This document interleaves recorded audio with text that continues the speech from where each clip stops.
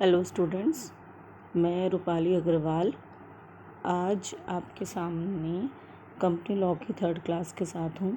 आज हम इसमें डिफरेंट टॉपिक स्टडीज़ करेंगे। पहले हम फर्स्ट ऑफ ऑल देखेंगे what are the kinds of company and on what basis they are divided. First basis is the basis of formation. First one is statutory company. A company formed by a special act of the parliament or the state legislature is called a statutory company.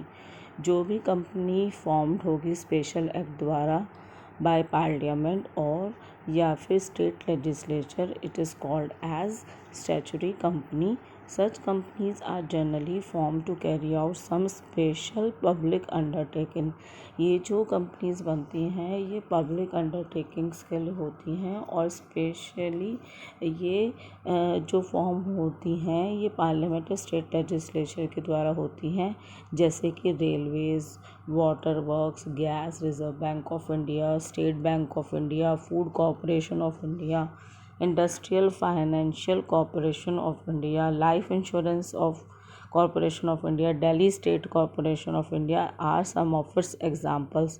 तो इनमें से pre में कुछ भी पूछा जा सकता है, मतलब ये जो हमने एग्जाम्पल्स दिए हैं इनमें से पूछा जा सकता है कि which one is called as the statutory company. Under Section 616, such companies are defined by the Act constituting them and therefore they are not required to have a memorandum of association. और इनको memorandum of association की जरूरत नहीं है. Such companies are governed by the provisions of Companies Act 1956 and provisions of the special acts under which these companies are formed. तो यहाँ पर हमने क्या देखा, under 616 such companies are defined and they are not required to have a memorandum of association. अभी हम देखेंगे what is memorandum of association. Such companies are governed by the Companies Act 1956 and the special acts under which these companies are formed. तो these are all the precautions की companies law जो ये statutory company होती है under which section they are given, whether they required memorandum of association or not, such companies are governed by which of the acts, like that. Second one is the registered company. A company formed and registered under a section 3 of the Companies Act 2013 or the earlier Companies Act is called the registered company. जो भी company formed होंगी under section 3 में defined है registered company. What is the registered company? तो जो भी companies defined होंगी under section 3 of the companies act और the earlier company act is called the registered company. Certification of incorporation is guaranteed to them by the registrar of the companies. In companies में mainly क्या है कि जो certificate है incorporation का और registration जो इनको प्रोवाइड होता है, that is provided by the registrar of the company. The working of such company is regulated by the provisions of the Companies Act 1956 and Companies Act 2013. अब इनमें क्या बताया गया कि ये कंपनीज जो हैं किसके द्वारा रेगुलेट होंगी, कौन कौन से एक्ट द्वारा? Companies act 1956 and companies act 2013. ऊपर वाले में जो स्टैट्यूटरी कंपनी हमने देखी थी उसमें वो गवर्न हो रही थी companies act 1956 and the special act. यहाँ पर क्या है 56 एंड द कंपनीज एक्ट 2013. तो इन चीज़ों का हमें डिफरेंस नोट डाउन करना है और इनको ध्यान में रखना है for pre examination. Second one जो इनको डिफ्रेंशिएट करता है on the basis of liabilities. Liabilities according companies कौन कौन सी होती हैं, काइंड्स ऑफ कंपनीज हम ये देख रहे हैं. तो second one is on the basis of liability.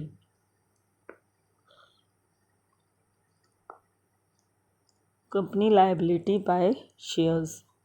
The liability of the member of such company is limited to the unpaid value of its shares. जो liability है member की इस कंपनी में is limited to the unpaid value of the shares of its shares. The liability or the unpaid amount may be at any time during the lifetime of the company or at the time of its winding, मतलब liability तब तक रहेगी जब तक may be called at any time, मतलब during the life time of the company, या फिर wind up हो रही है तब तक, under section 222 of the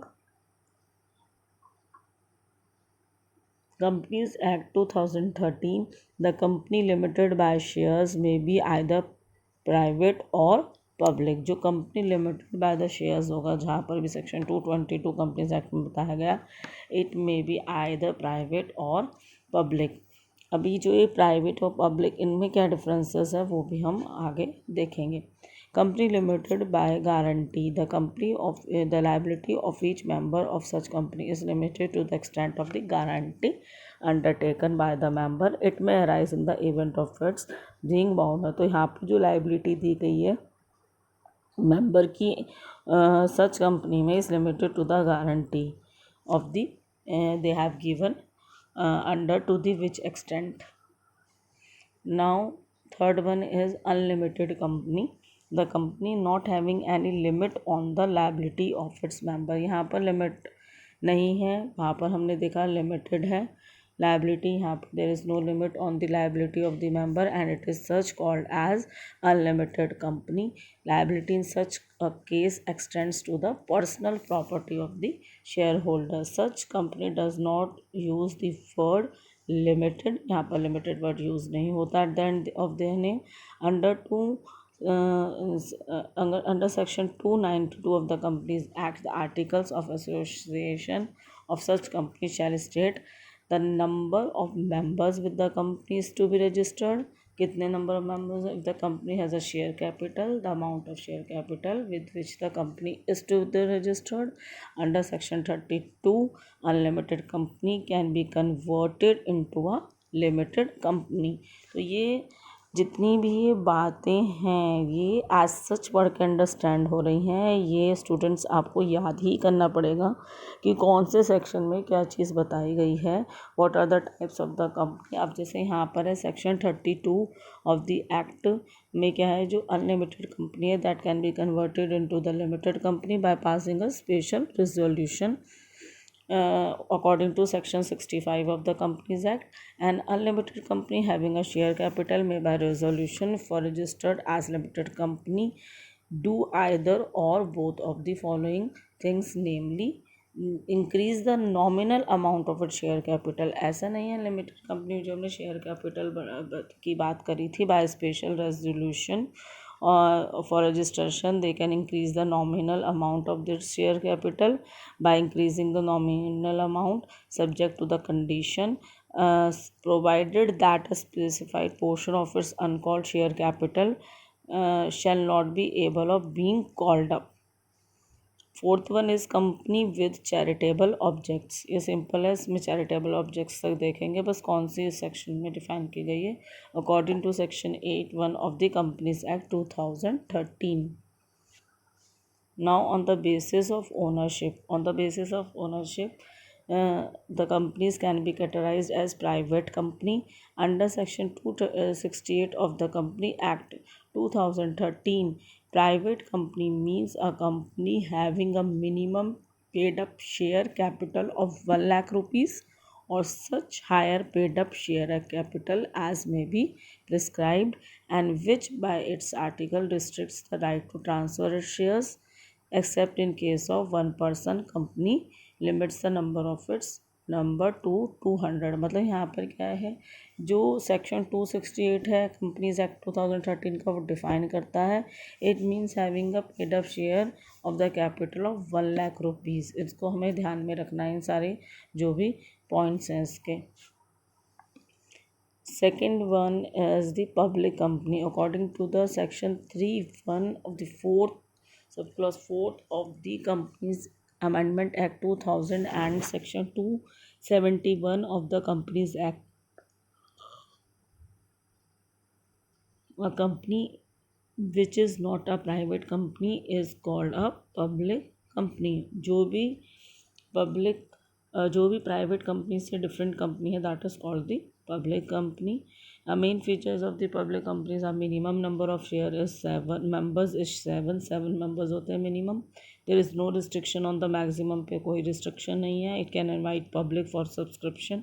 it shares are freely transferable. It has to add the limited at the end of it's name.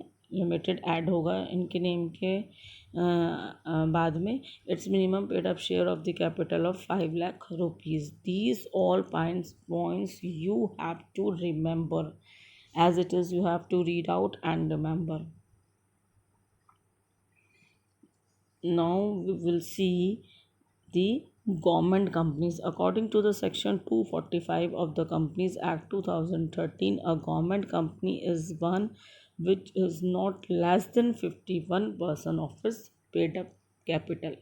तो यहाँ पर क्या है, गवर्नमेंट कंपनी का which is not less than 50% of its paid up capital and is defined as a section 242 clause 45.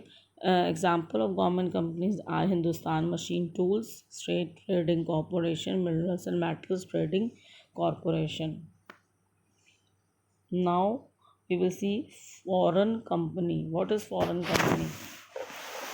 A foreign company planning to set up a business operation in India. जो कोई भी बाहर से जो company आती है और जो इंडिया में सेटअप होती है, that is called the foreign company. It has the options whether as an Indian company or a foreign company. If the foreign company establishes its business by establishing the company under the Indian Companies Act or any other act, मतलब अगर कोई foreign country establish करती है अपना business under the Companies Act 2013 or the previous Companies Act, all the provisions related to the Indian company will apply on that company. But if the foreign company start business as a foreign company through a branch, liaison or project office, it has to comply the provisions other also.